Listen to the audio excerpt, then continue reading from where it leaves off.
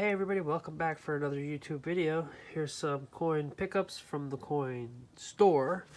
And yep, what you see here are 4 silver certificates.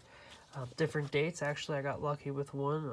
There it is, the star note. This is a 1957. I picked out of a bunch. I paid $1.25 a piece. I also picked up these tubes here, $half tubes and quarter. This is a 1935, so for $1.25 on that, plus tax, so 35, 7 cents, so $1.32 per coin. 3520851, both matching. New York star note, so it's pretty cool. The B for New York jurisdiction. Why did I pick this one? Oh, because it's a 35H. Alright. So it's always good to have the early ones. So there you go. Silver certificates. Not bad. I think they're worth 32 cents a piece extra on top of face value. Oh, I also got this nice Liberty Head nickel album for $5. So I spent 17 bucks on everything. Liberty Head nickels, nice album. It's in pretty good condition. I may try to sell this and, you know, and pay for that. So, oh, here we go. When first minted in 1883, the large Roman numeral 5 was on the reverse, was the only mark of the coin's denomination. As a result, some unscrupulous people gold-plated the coins and passed them off as $5 gold pieces. So you'll see the racketeering. I have that here separate, actually, from the album, and that's what the counterfeit / racketeering gold-plated V-nickel was. So when people came here, they tricked them because it had the number Roman numeral 5 on it. So they thought it was $5. So that, you know, in exchange for a half Indian, actually, or a half Liberty.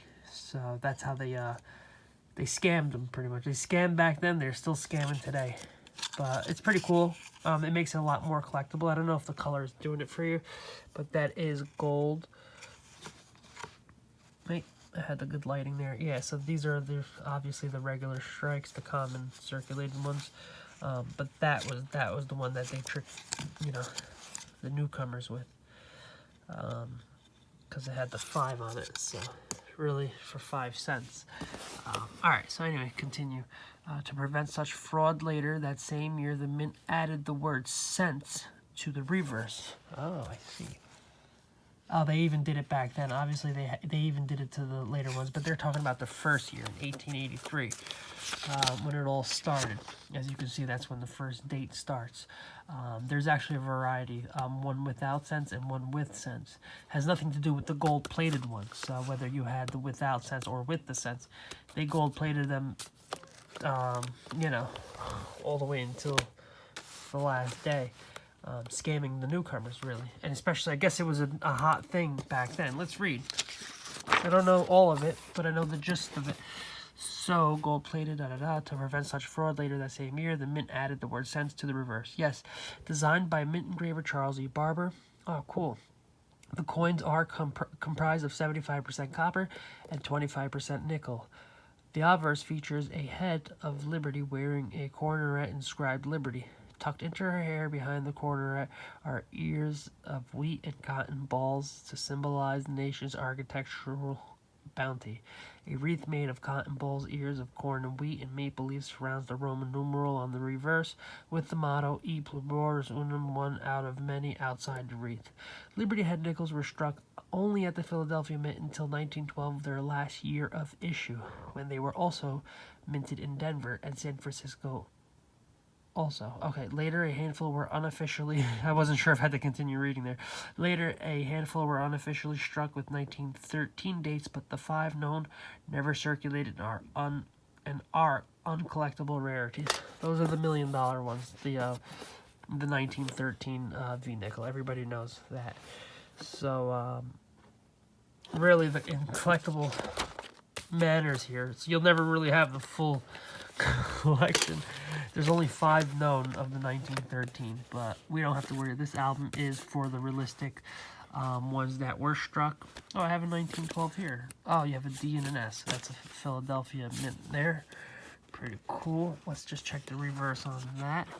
I'm sure the mint mark should be in the back. I mean, it's not going to have one because this is Philadelphia, but that's pretty cool. So I have a few in here, actually.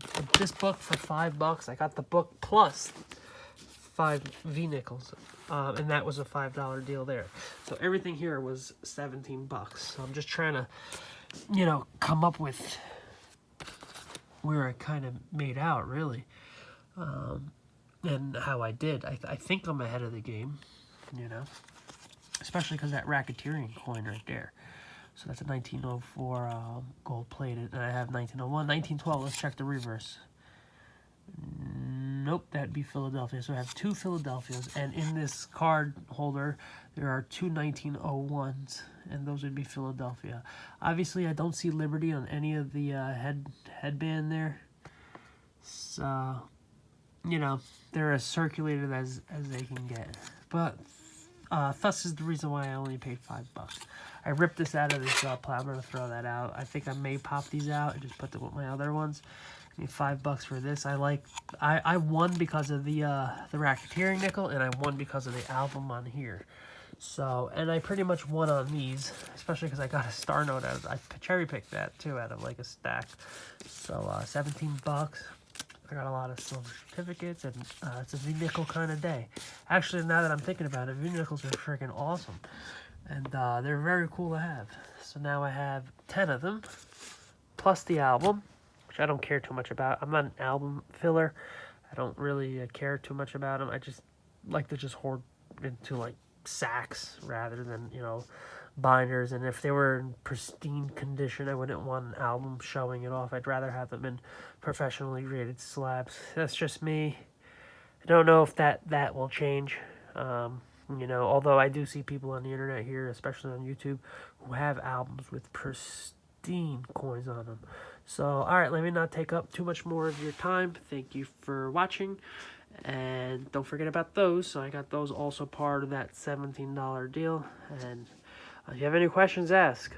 Also, I may want to sell the album. You know, the album, I mean, with the 5 nickels, or just as it is empty for someone else to fill it with maybe mint condition coins. That's the beauty about the albums. But, found the crease there. But overall, good condition. I don't see any discoloring or anything. I mean, it's in pretty good condition, you know. All right, and until next time, folks, later.